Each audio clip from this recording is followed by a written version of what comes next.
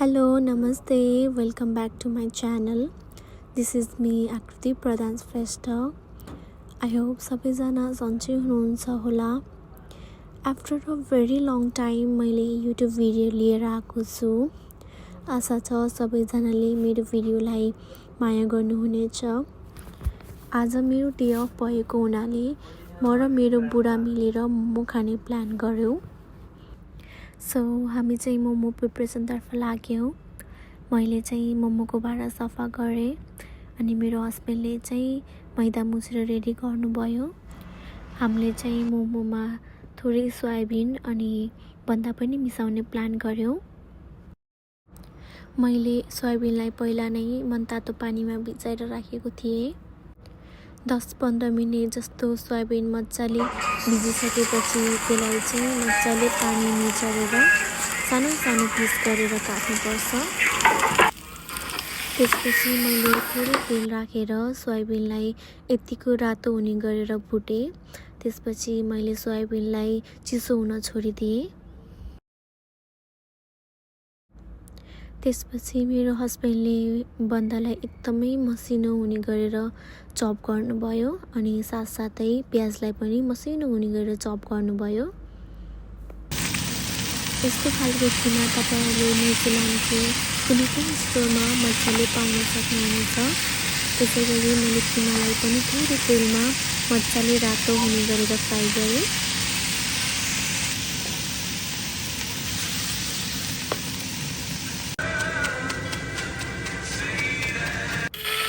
अब चाहिँ मैले अघि फ्राई गरेको सोयाबिनलाई मिक्सरमा यतिको मसिनो गरी पिनेको छु.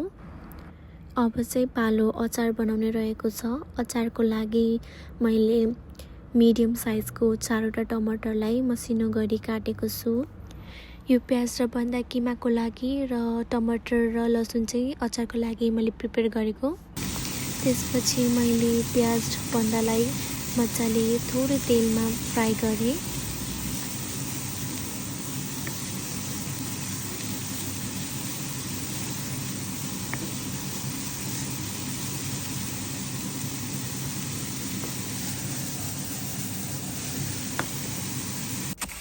अब पालो अचारको मैले थोरै तेलमा जिरा फुराएँ. त्यसपछि थोरै प्याज अनि लसुनलाई पनि मजाले फुराइदिएँ. गोल्डन ब्राउन भइसकेपछि मैले त्यसमा टिमुर, ब्ल्याक पेपर, नुन, बेसार, खुर्सानी र जिरा धनियाँको धुलो पनि एड गरिदिएँ. त्यसपछि मैले टमाटर राखेर एकछिन टमाटरलाई मजाले पकाएँ.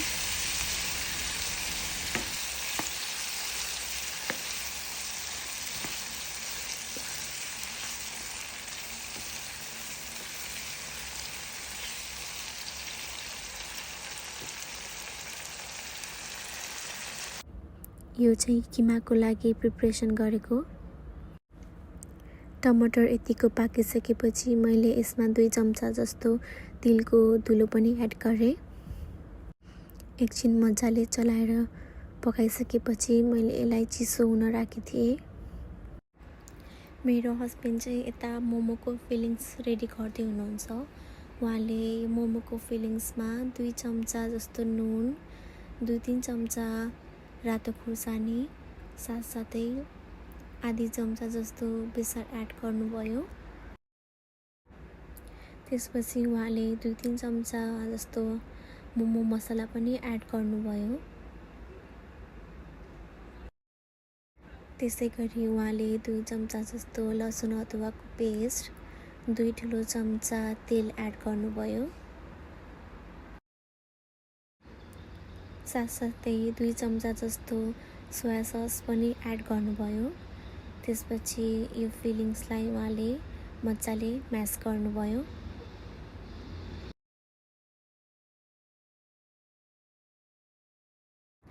यता मेरो अचार पनि रेडी हुँदैछ.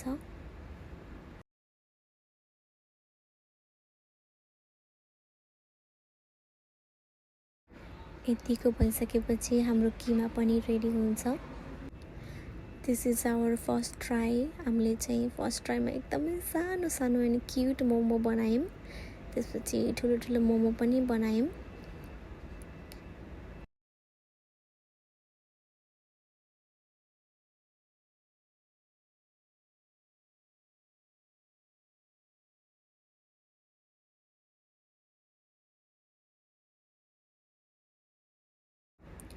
अब हामी बनिसकेको मोमोलाई पाक्नको लागि राखिदिन्छौँ।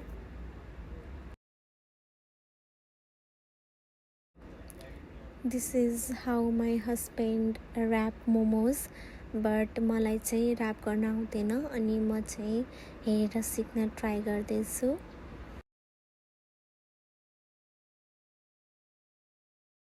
त्यसपछि अघि चिसो हुन राखेको अचारलाई मैले मिक्सरमा मजाले ब्लेन्ड गरिदिएँ।